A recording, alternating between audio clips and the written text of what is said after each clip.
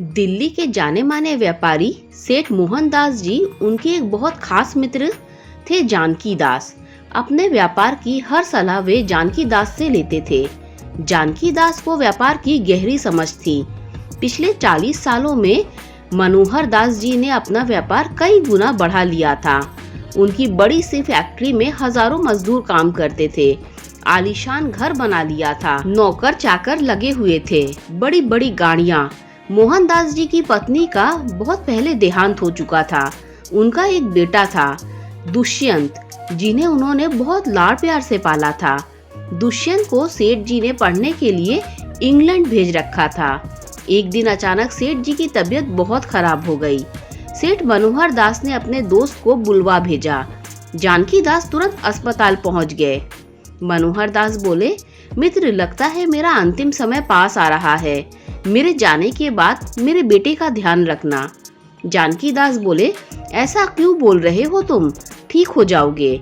यहाँ इलाज नहीं हो पाया तो हम विदेश चलेंगे। मनोहर दास बोले, बस मेरा एक काम कर दो, किसी तरह मेरे बेटे को बुला दो, मैं उसे एक बार देखना चाहता हूँ। जानकी दास ने बिना देर किए दुष्यंत के आने का इंतजाम कर दिया। अगले दिन दोपहर तक दुष्यंत अपने पिता के पास पहुँच गया। उसे देखकर मनोहर दास ने चैन की सांस ली। मनोहर दास बोले, बेटा, मैं तुमसे कुछ कहना चाहता हूँ। मेरे जाने के बाद सारा व्यापार तुम्हें ही संभालना है। एक बात याद रखना, जब भी किसी ऐसी मुसीबत में फंस जाओ जिसमें से निकलना तुम्हारे वश में ना हो, तो मेरे मित्र जानकी दास को याद करना। वे तुम्हें हर मुसीबत से निकाल लेंगे।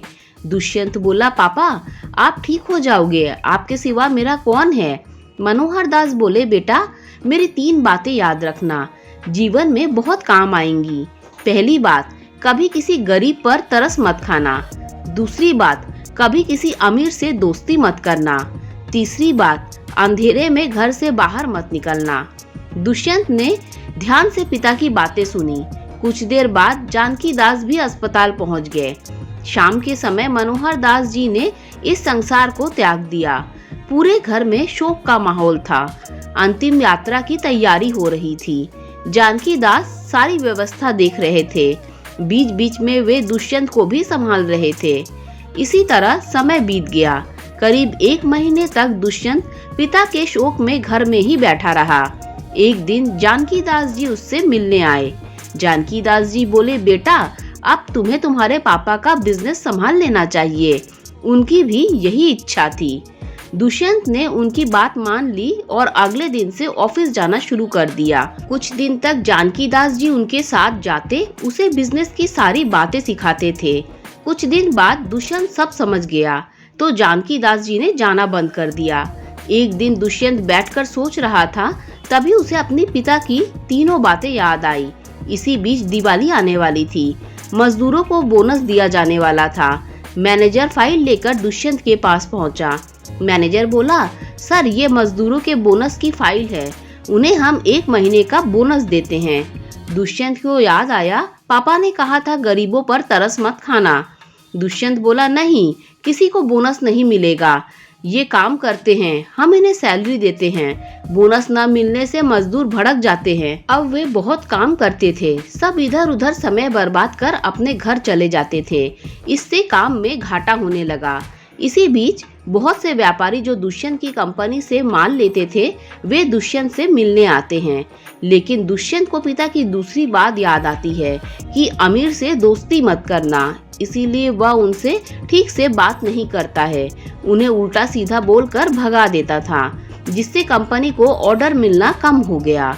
इसके साथ ही दुष्यंत को रात को कहीं जाना होता तो वह अपने साथ 2-3 लड़के साथ लेकर चलता था, जो बड़े से जनरेटर के साथ रथ सजाकर पूरी रोशनी लेकर जाते थे। इससे शहर में जाम लग जाता था।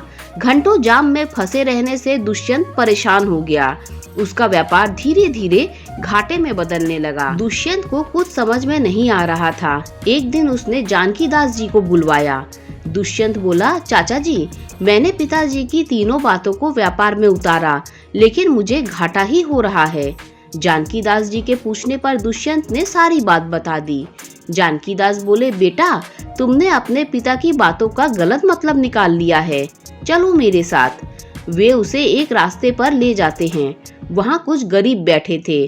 पास ही में एक आदमी समोसे कचौड़ी बेच रहा था।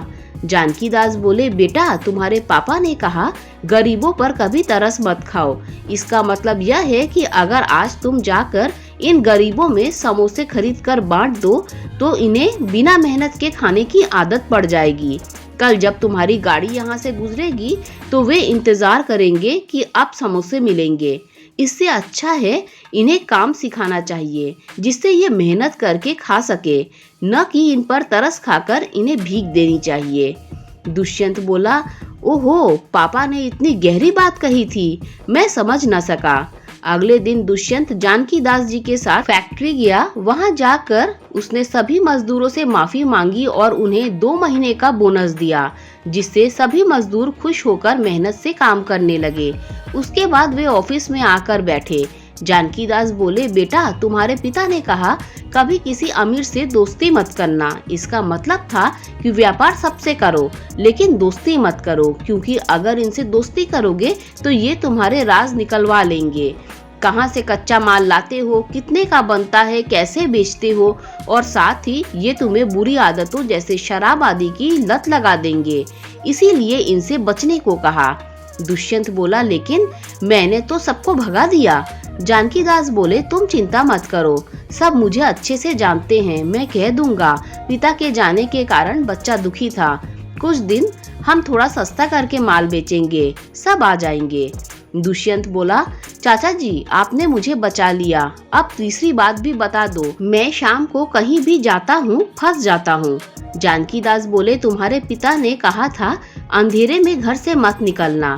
इसका मतलब था शाम को जब तुम ऑफिस से घर जाओ तो अपने घर वालों के साथ समय बिताओ, घर का खाना खाओ जिससे तुम्हारी सेहत सही रहे। तीसरी बात, तुम्हारे पास बहुत पैसे हैं, रात को गुंडे बदमाश तुम पर हमला कर सकते हैं। दुष्यंत को अब अपने पिता की बातों की गहराई समझ में आ गई। वह उनके बताए हुए रास्ते पर चलने लगा। कुछ ही समय में उसका व्यापार पहले से भी अच्छा चलने लगा। इधर जानकी दास जी ने एक अच्छी सी लड़की देखकर दुष्यंत का विवाह करा दिया। दोस्तों अगर ये कहानी अच्छी लगी हो तो लाइक शेयर सब्सक्राइब कीजिए। Thanks for watching.